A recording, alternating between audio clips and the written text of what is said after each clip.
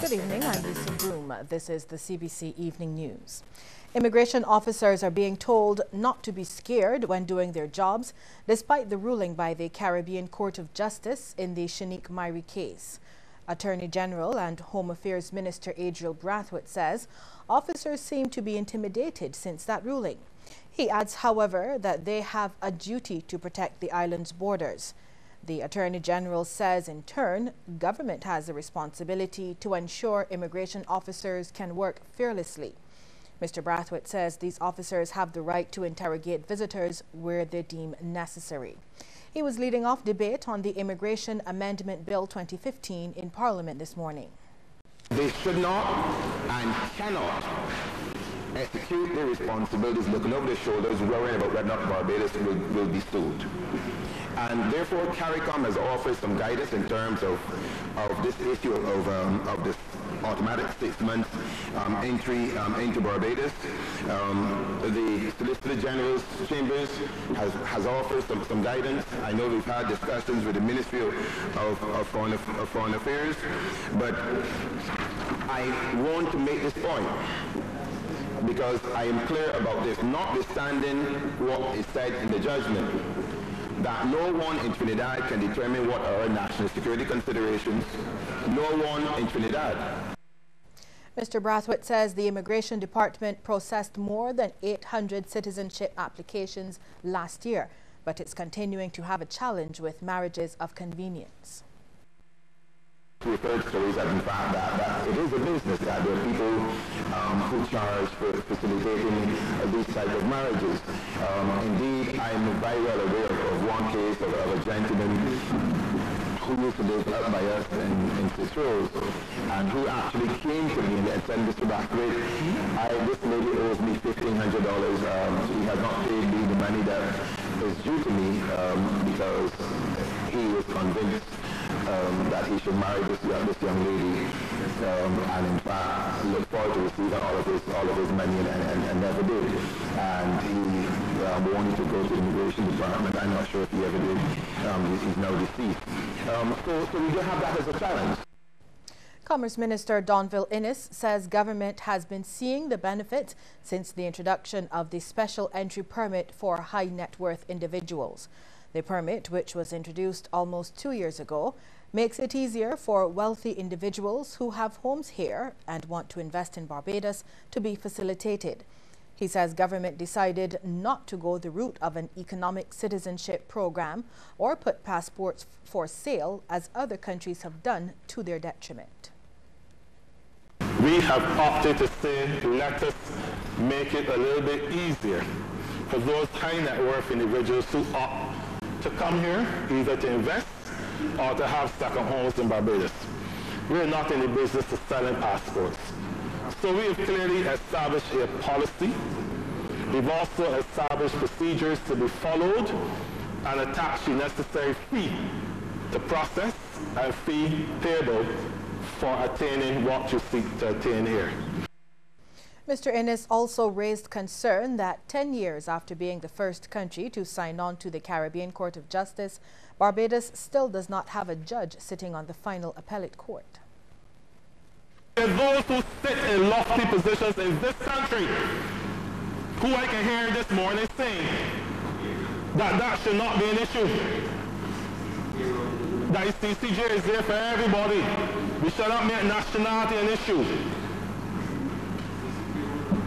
2 Barbadians recently applied to force a judge on the CCJ. Not one was successful.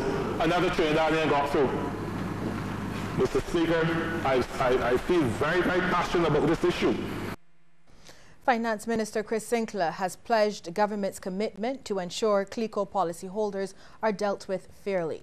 The minister has, however, declined to comment on ongoing court matters involving CLICO's judicial managers Deloitte and former CLICO executive Leroy Paris. Mr. Sinclair said it would be previous and inappropriate to do so since the matters are sub judice.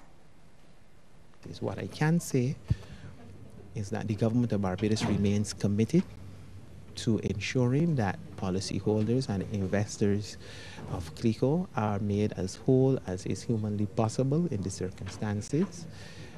of what we are dealing with. There are challenges, of course, with the exercise. It is not something that is hidden from public knowledge. There's a process in place for judicial management, and I think that process should be allowed to take its course in relation to what is happening.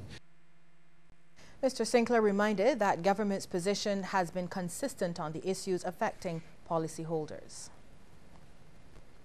We give the assurance, certainly I give it on behalf of the government, and certainly I know the Prime Minister gives that assurance as well, that we continue to do what we have been advised and are being advised are the appropriate things to do to ensure that we protect those policyholders. Outside of that, the legal issues and so forth are not for me to comment on.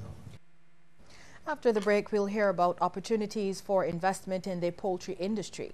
But first, we want to get your take on this issue. Should Barbados have a judge on the Caribbean Court of Justice? Text yes or no to short code 8111. We'll have the result for you at the end of the news.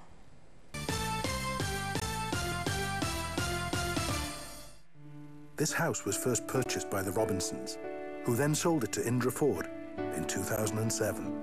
She loved baking, but last year she forgot to turn off the stove. Luckily, Sagicor General was there to help rebuild. So now, the house will smell of sweetbread again for a long, long time. We know this house, like we know every house we insure. Across the land, throughout the region, we've been there. Sagicor General, wise financial thinking for life. Win a cruise this year with Byco. Just spend $10 on any Byco product and claim a scratch card. You could win 2 7-day Carnival cruises, courtesy of Foster & Ince, and 2 dinner cruises from Black Pearl Party Cruises, or one of 500 1-liters of Byco ice cream and 1,000 Byco bandanas. See press for a list of participating outlets or call Byco at 430-2100. It's the month of love, and Brankers on Fontebelle wants to show its love by giving huge discounts. Visit Brankers for all your ceramic wall tiles from 59 cents each. Large ceramic floor tiles from $4.49 each. 24 by 24 porcelain floor tiles from $15.99 each. English and American toilets, $239. 8 by 8 glass blocks, $5.99 each, and much, much more. Huge discounts with love from Brankers on Fontebelle, where affordable luxury lives. When you need space to grow, there's nothing like the home you own. Let Scotiabank open the door for you with competitive rates and support every step of the way. Visit us today and discover what's possible.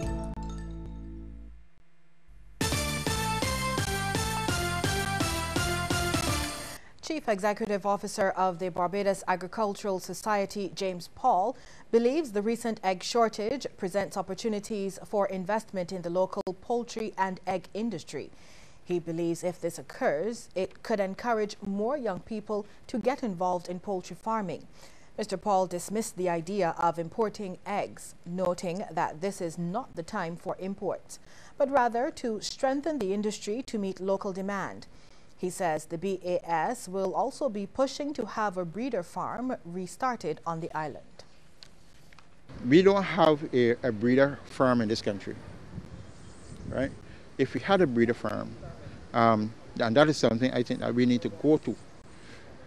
And there's discussion now among stakeholders in terms of establishing that breeder farm. We could actually cushion the impact of the movements or fluctuations of hatching egg supplies more, but we don't have one. And that is something that we have to address. The BAS chief executive also cleared the air on a recent article published in the Jamaica Gleaner newspaper, which suggested that efforts were being made to source eggs from Jamaica.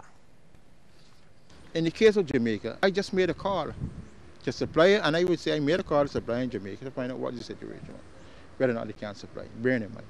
But there was never any agreement to purchase.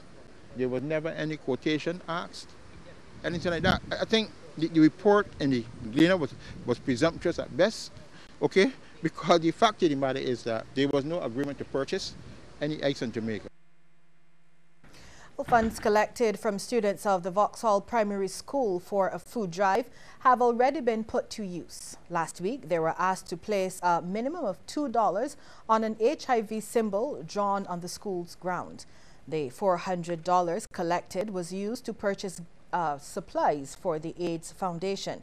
Some of the food was also donated by Armstrong Agency Limited. HIV Food Bank manager Stacia Whitaker says she is happy to see schools teaching students the importance of giving. We love the idea that you're teaching you're teaching our young citizens how to be generous, how to give to those in need, and I think this is what we need going forward. More schools, more communities. Just looking at small ways, it don't have to be a large, big, massive event all the time, but something just small little gestures goes a long way. And with that, we are extremely excited that we have a school like Vauxhall here in this community coming out and assisting us this way. They've made an extremely generous donation, and we are truly thankful. Well, nearly 17 hours after the polls closed in St. Kitts and Nevis, the Supervisor of Elections, Wingrove George, finally announced the winner of the election just before 5 o'clock. That result indicates that Team Unity, led by Dr. Timothy Harris, has won 7 of the 11 seats in the poll, defeating Dr. Denzel Douglas's St. Kitts and Nevis Labour Party, which copped 4 seats.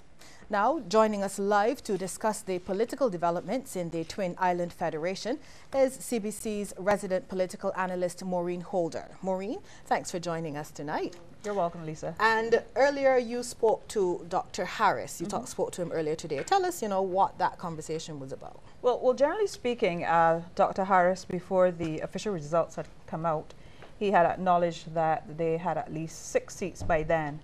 And obviously, he would have hoped that the electoral office would have come out and gave some indication as to when the official results would come out. But based on his observations, they were already the winners, according to the simple majority under Westminster model, which says only requires a simple majority in order to take the government.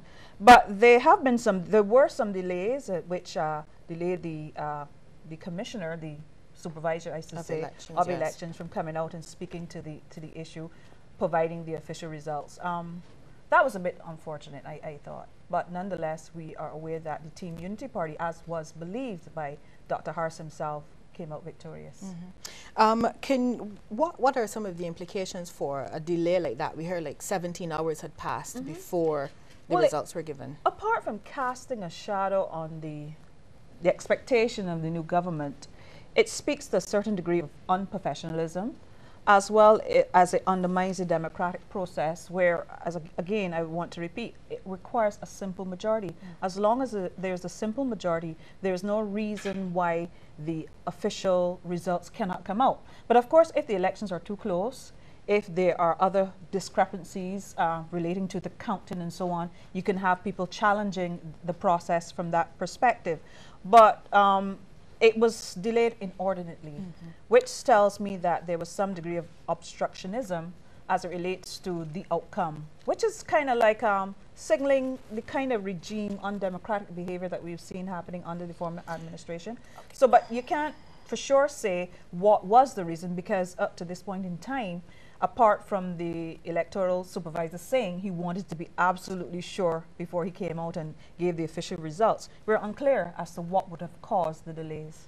Okay, so now tell us, because we don't know a whole lot about Dr. Harris. What do you know about him, and what can we expect of a government led by him? Well, looking at the manifesto from the Team Unity Party, Better Together, Prosperity for All, one would indicate that he's embracing a lot of socialist policies, youth empowerment, gender equality for women. By the way, gender equality for women, not one of the women in the Team Unity lineup, not one of them was a woman. And that is very, very interesting, considering that he had outlined that in his manifesto. Youth empowerment, improving the youth in terms of men. They're focusing on a lot of young men. They're looking to reduce the crime, incidences of crime. They're looking at good governance in terms of dealing with corruption.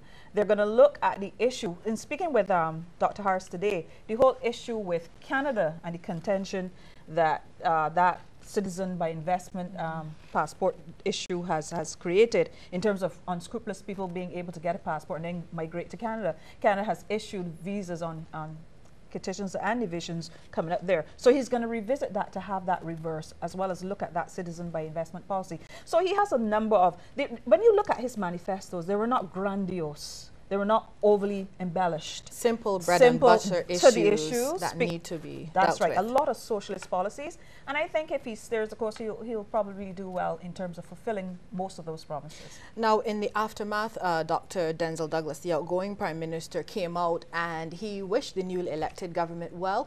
And he also thanked the people of St. Kitts and Nevis for their support during his time as leader. Let's take a listen. I shall forever cherish having been given the opportunity to lead the Federation of St. Kitts and Nevis. And for this most precious of opportunities, I once again thank you. The elections, they are now over, and although we still await the announcement of the preliminary results, I wish our newly elected government well, and I pray for God's blessings and guidance as we move toward this new phase in our extraordinary country's history. Now, Maureen, after 4 consecutive terms in office, was this defeat of the St. Kitts and Nevis Labour Party expected? I would pretty much say that, because the people of St. Kitts and Nevis had become pretty much disillusioned with the Denzel Douglas administration. There were a number of contentious issues, no confidence motion, the Privy Council rejecting the bid to move the boundary lines at such a late stage. So many issues, firing of key ministers, his key man, Sam Condor, and firing of Timothy Harris and so on. So there are a number of issues that I suspected that would have caused the hammer, so to speak, to come down against the St. Kitts Labour Party. Apart from the people wanting change, they wanted to awake to the dawn of a new government, a new administration. I felt what one of the, you see, the no confidence motion way back in 2012, 2013 would have signaled the defeat of the government, but he filed a court ruling and he retained, held on to power to come back now to contest in this general election. So this defeat is not surprising considering all the issues that he had going on with his party. Do you think Dr. Douglas will continue to lead the Labour Party? Well, it's an internal matter for them now. They have to get together and decide what is the direction the party is going to take. If he wants to continue, he can, he should, I suppose.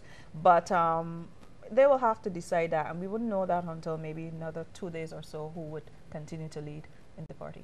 Maureen, thank you very much. You're welcome. Our political analyst, Maureen Holder. Still to come, a look at some of the major stories across the region. But first, a reminder that we want to hear from you on this question. Should Barbados have a judge on the Caribbean Court of Justice? Text yes or no to short code 8111. We'll have the results for you at the end of the news. And for a look